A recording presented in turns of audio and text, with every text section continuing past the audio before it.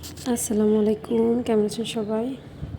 এই গরমের মধ্যেও যার আমার মতো বিরিয়ানি খেতে ইচ্ছা করে তারা এভাবে একদম সহজে আর সবথেকে মজার এই বিরিয়ানিটা ট্রাই করে দেখতে পারেন। আশা করি ভালো লাগবে। এখানে আমি 1 কেজির মতো গরুর মাংস নিয়েছি। সেম রেসিপিতে কেউ মুরগি বা মাটন দিয়ে করতে পারেন। আর তার মধ্যে দিয়ে দিয়েছি আমি হাফ কাপ টক দই, 1 চামচ লবণ, 1 চামচ মরিচের গুঁড়া, আর 2 টেবিল চামচ পেঁয়াজ বাটা, 1 টেবিল চামচ রসুন বাটা, 1 টেবিল চামচ আদা বাটা আর 1 চামচ জিরা বাটা দিয়ে আমি একটু মাখিয়ে নিচ্ছি। এটা মাখিয়ে আমি 1 ঘন্টার জন্য রেখে দিয়েছি। বেশি একটা সময় নিইনি।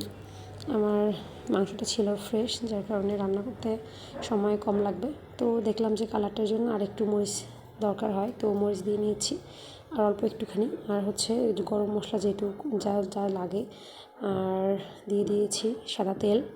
এখানে আমি 5 টেবিল চামচের মতো তেল দিয়েছি। তারপর আমি বিরিয়ানির জন্য একটা স্পেশাল মশলা বানিয়ে নিব। এখানে একটা স্টার অ্যানিস, আর একটা জায়ফলের 4 ভাগের 1 ভাগ, আর একটা জয়ত্রী, আর একটা কালো গোলমরিচ, আর এখানে জিরা, ধনিয়া, তারপরে কালো গোলমরিচ, এগুলোই ছিল। আর একটুখানি মৌরি, অল্প হাফ চামচের মতো মৌরি।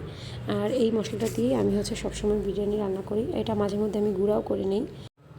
তো গুঁড়াটা 1 টেবিল চামচের মতো 1 কেজি মাংসে দিয়ে দিলেই হয়। তো আমি এখানে মাংসটা বসিয়ে দিয়েছিলাম ওভাবেই, সব কিছু দিয়ে যেহেতু মাখানো ছিল, শুধু চুলার উপর বসিয়ে দিয়েছিলাম। বসিয়ে একটু কষিয়ে তারপরে মশলাটা বেটে মশলাটা অ্যাড করে দিলাম। আর আমি আজকে রান্না করতেছি মাটির চুলায়।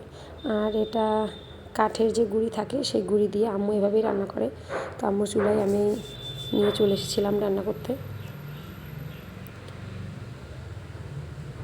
তারপরে আমি মাঝখানে উঠিয়ে ভালোভাবে কষিয়ে নিচ্ছিলাম, নাড়াচাড়া দিয়ে নিচ থেকে যেন লেগে না যায়, যেহেতু এই মাংসটা বিরিয়ানির মশলার কারণে লেগে যেতে চায় নিচে। তারপরে আমি মাংসটা কষানো শেষ, আমি এক সাইডে করে রেখেছি। আর বেশ অনেকখানি পানি গরম দিয়ে দিয়েছি।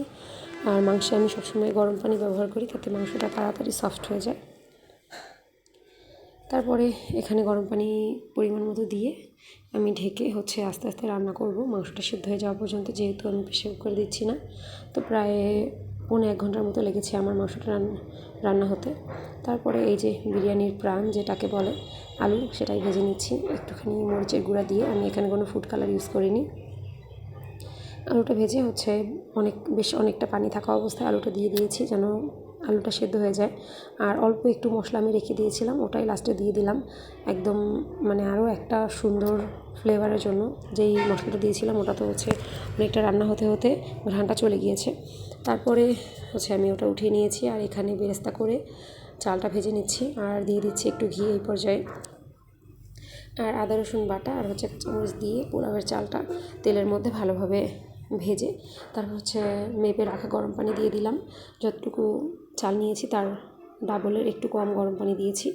তারপর ঢেকে এই যে পোলাওটা আমার প্রায় হয়ে এসছে, দমে দিয়ে রেখেছিলাম এভাবে ঢাকা দিয়ে। পোলাওটা হয়ে এসছে। এই অবস্থায় আমি বেরেস্তা আর চিনি পরিমাণ মতো, যারা বিরিয়ানিতে আমার মতো চিনি পছন্দ করেন তারা এই পর্যায়ে চিনিটা দিয়ে দেবেন। আর মাংসের সাথেও দেওয়া যায়, বাট আমি মাংসের সাথে দেইনি, একটু আমার কাছে টেস্টটা কেমন জানি লাগে। তো এই পর্যায়ে আমি বেরেস্তা আর চিনিটা মিশিয়ে তো দিয়ে দিলাম। তারপরে দিয়ে দিচ্ছি মাংসটা।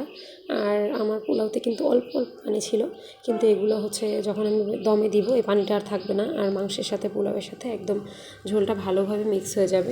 এই পর্যায়ে মাংসটা দিলে পানি পানি থাকা অবস্থায়, আর একদম শুকনো অবস্থায় পোলাওটা শুকিয়ে যায়, ওই অবস্থায় দিলে ভালোভাবে মেশানো যায় না, মেশাতে কষ্ট হয়। তারপর এটা আমি দমে রেখে দিয়েছি প্রায় আধা ঘন্টার মতো। আর এই যে আমার রান্নাটা কমপ্লিট, মাশাআল্লাহ অনেক বেশি সুন্দর হয়েছিল। লাস্টে দিয়ে দিয়েছি অনেকখানি ঘি।